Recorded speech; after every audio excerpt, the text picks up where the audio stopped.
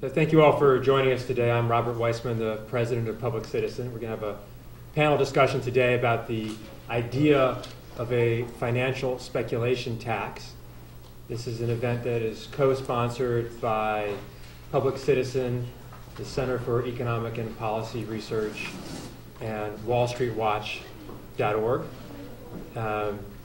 Websites are citizen.org, CPR.org, and WallStreetWatch.org. If you need additional information. The format of the presentation, we will have the two speakers who are proponents of the concept of a financial speculation tax present first for 5 minutes.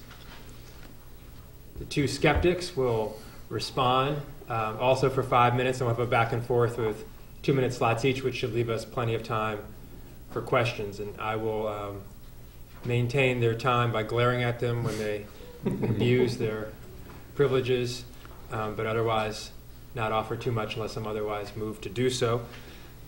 Just to frame this concept, it's not a new idea, but it is an idea that is gaining much more attention in the current political and economic and even environmental and health context than has been the case for quite some time. Bills have been introduced on both the House side and the Senate side. On the House side by Representative DeFazio, who we want to thank for helping arrange this room for us. On the Senate side by Senator Harkin. There is interest in this idea for a variety of reasons, including that it can raise a substantial amount of cash, between $50 and $150 billion a year, depending on different estimates and different frameworks.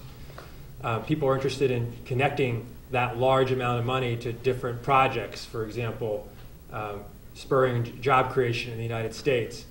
There's a lot of interest among climate change campaigners to use the speculation tax as a way to raise money, to transfer funds to developing countries to offset the damage from climate change. And there's a separate and very strong movement globally to have a transaction tax that will be linked up to supporting global health efforts. There is a lot of discussion, as well as in the Congress at the international level, through the G20 and other fora, about this idea. Again, trying to, especially focusing on the idea of looking at global inequities and trying to rebalance them. Also in favor of the idea, and we'll hear more about this, is the possibility that a small tax would slow some of the churning on Wall Street, and that might have beneficial consequences. Now, there are arguments, of course, as well against it, and we'll hear these in detail. Concerns are about the administrability of such a tax, whether it will unfairly punish regular investors in the guise of going after a rich elite, or maybe whether it's even fair to go after wealthy investors in any case, and concerns about potential impact on U.S. competitiveness, particularly if the idea was implemented only at the domestic level. So that's the framework for the debate, and with that we will hear first from Dean Baker of the Center for Economic and Policy Research, and then Robert Pollan of the University of Massachusetts. Actually, we're going to flip that over. Sorry. Yeah, I'll go Change first. them in Okay. Well, thanks, Rob. Thanks very much for organizing it. I'm very happy to be here. I'm looking forward to hearing all the speakers. Thank you all for coming. So I'm going to just give some basic overview ideas, and then Dean is going to, I think, bear down in more detail in terms of our position. Okay, so the basic idea of a financial transaction tax is very, very simple in concept. It's simply a small fee on every financial transaction. That's it. Now, I know in the bills being considered by Senator Harkin, Representative DeFazio, there are some exemptions of various market segments or various traders. And, you know, we can argue back and forth about the merits of those specifics, but conceptually, and this is important, conceptually, there's no reason why you couldn't have the tax spread for every single financial transaction. So think about it very, very simply as a tax on every financial transaction, and then you might have some exceptions on that. So it's essentially equivalent to a sales tax. So, you know, we pay sales taxes when we buy things, and so this would be the equivalent, a tax on buying and selling financial transactions. Now, the tax can be used for two distinct purposes, as Rob just mentioned. Number one it can be used to discourage financial market speculation. And the way it does it, again, is very, very simple. It simply raises the costs of these transactions. So by establishing the tax, you raise transaction costs and you discourage that kind of activity. And as a result, it is going to reduce the size of the speculative market. We've heard a lot of discussions, including from President Obama just the other day, about banks being too big to fail.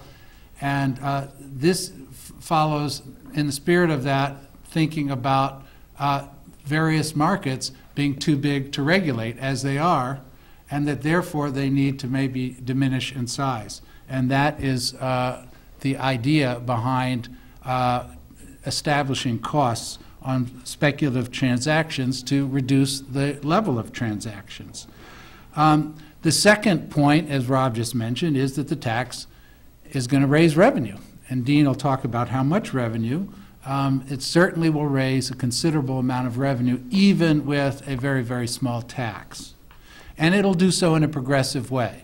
It does so in a progressive way because most of the people who are engaged in trading financial assets are wealthy people, or wealthier people, and the tax burden would fall on them. As Rob mentioned, there are two serious bills being debated now in Congress, one from Senator Harkin and one from Representative DeFazio. I think it's useful to know that there is a much broader level of political support for this, and has been for a long time, and I'll just cite a couple of examples. Adair Turner, who is the chair of the United Kingdom Financial Services Authority, in August came out in behalf of financial taxes, saying that he was, quote, wary of swollen financial sector and excessive pay for people participating in financial transactions. Gordon Brown, the Prime Minister of Britain, subsequently followed up on Turner's comments by endorsing the idea of a financial transaction tax. This was just last November. Now, this is also not exactly an exotic idea, that there are 40 countries that in either now or in the recent past have had such a tax. And in 1987, after the Wall Street crash of 1987, the idea was endorsed in the U.S. Congress by then House Speaker Jim Wright, by then Senate Minority Leader Bob Dole, and even by former President Bush. Leading economists have endorsed the idea. It really begins with John Maynard Keynes in his classic book, The General Theory. James Tobin, Nobel laureate, in '78 came out with an important paper on it, and even Larry Summers, who is now Obama's chief economic advisor in 1989, wrote a paper on it. And my time is up, but if I could just take a slightly longer time just to give a simple example how the basic logic works, and then I'll stop. The basic logic is now the proposal in Congress is a 0.25% tax. Okay, so the basic logic is if you trade $100, it's a 25-cent tax on $100. Now that's nothing. If you're buying a share and you're holding it for a long time, it's nothing. But if you're trading all the time, if for example you're buying something today for $99 and tomorrow you sell it for $100, so you have a $1 capital gain. Okay.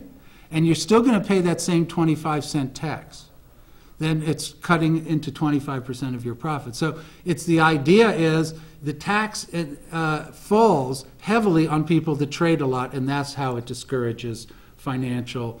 That's how it discourages financial churning, excessive speculation. It's a very, very simple idea that has this powerful effect and can do two things at once. It can raise revenue and it can discourage transactions. Okay, thanks. Thanks for Rob helping us set this up, and I appreciate being here, co-panelists here.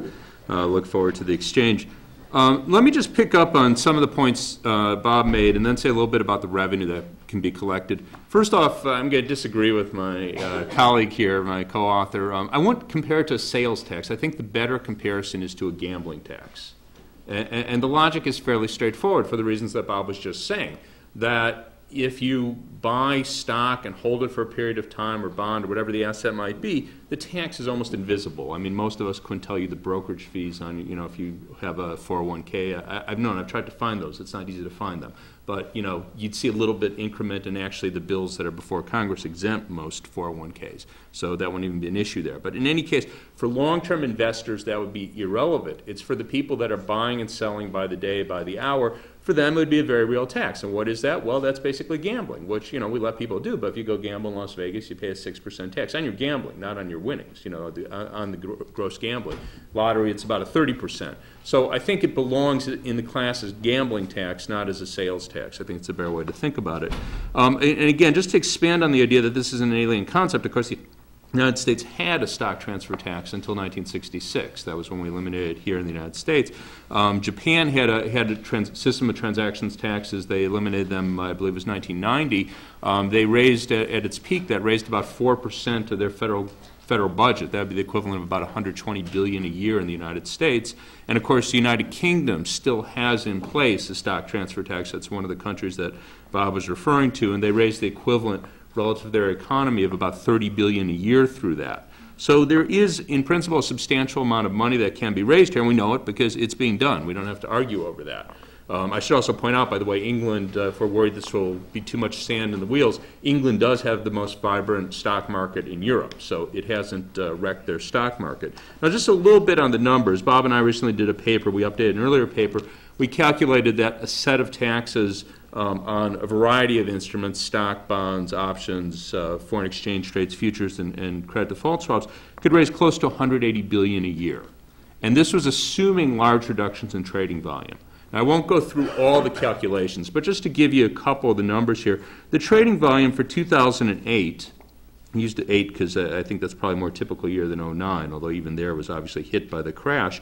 The trading volume on stock in the United States in 2008 was $43 trillion. Okay, it's about 100 times as much as was issued through stock issues. So this is not companies, this isn't Microsoft or General Electric or someone issuing stock. This is flipping stock back and forth. There was about 100 times as much as was issued. Now, if you assume that we use the assumption in our calculation we'd have a 0.5% tax, or 0.25 on each side of the trade. If I buy, if I sell, 0.25%, as Bob described. If you assume a 50% reduction in trading volume, because we know there'll be much less trading, that would raise $108 billion a year. Okay, $108 billion a year. That's a lot of money. President Obama just proposed a bank tax that would raise $9 billion. Okay, this is a lot more money. Take just one other number, foreign exchange spot transactions in the U.S. This is a little harder to break down, but in the U.S. we calculate was from data we got about $156 trillion a year, assuming a very low rate. We just again assumed a 50% reduction in volume and a very low rate of 0.01%, 1/100th of 1%. That would raise $7.8 billion a year, about as much, a little less than the bank tax. One other number just to throw out there: the outstanding volume of credit default swaps. It's about $75 trillion. If you assume that flips over once a year and you tax that at the rate of about 1/100th of 1%, that gets you about $23 billion a year. Again, assuming very sharp reductions in trading volume. Now, I just want to say something quickly about the idea of reductions in trading volume, because we've assumed very large reductions in trading volume. To my mind, this is part of the benefit of the tax, because we have to think carefully what the financial industry is. The financial industry is an intermediate good. It's not an end product. It's not like they're making food for us or building houses. It's an intermediate good. The analogy I make is the trucking. Okay, we need a trucking industry. It's very, very important. It's about bringing goods from point A to point B. Now, the financial industry has exploded relative to the size of the economy over the last 3 decades. It's quintupled. It's 5 times as large as it was back in the 70s relative to the size of the economy. The question is, what have we gotten for that? Are we more secure in our savings? Do we think capital has been better allocated? I mean, maybe that's true, but at least on the face of it, it's hard to argue that that's the case. Now, suppose we get our financial transactions tax and we see a big decline in the volume of trading. To my mind, that's a benefit. What that means is the financial sector is becoming more efficient. Why would we want more people employed in trucking if they're not better able to get goods from point A to point B? So if we reduce the volume of trading without in some way impeding the financial sector in doing its proper function, securing our savings, allocating capital, that's a pure gain for the economy. So I would argue here that both we stand to raise an enormous amount of revenue. The bills before Congress could talk about raising in the order of $100 billion a year, a very substantial amount of revenue, and changing the way Wall Street works. And to my mind, that's at least as important. We need a financial sector that's about securing our savings, allocating capital, productive investment, not about churning as an end in itself. So in that case, I would say it's a win-win story.